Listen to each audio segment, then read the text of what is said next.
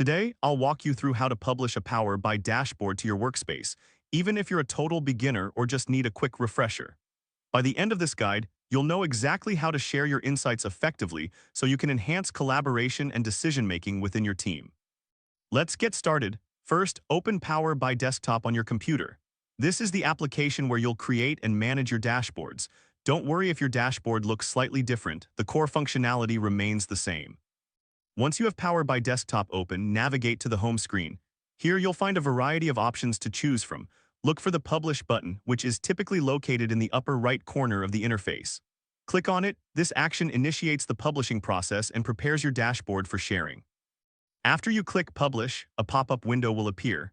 This window serves as a prompt to guide you through the next steps. It may take a moment for the window to load, so be patient. It's totally normal if this takes a moment. In the pop-up, you'll see a list of available workspaces. Choose My Workspace from the options provided. This is your personal space within Power BI where you can store and manage your reports and dashboards.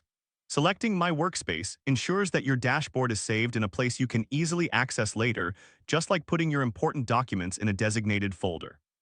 Once you've selected My Workspace, click the Select button to confirm your choice.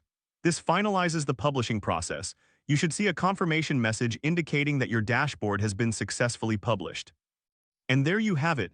You've successfully published a Power BI dashboard to your workspace. This process not only allows you to share your insights with others, but also keeps your data organized and accessible. If this helped you out, please give the video a thumbs up. If you run into any issues, leave a comment below. Subscribe for more actionable guides. Thanks for watching.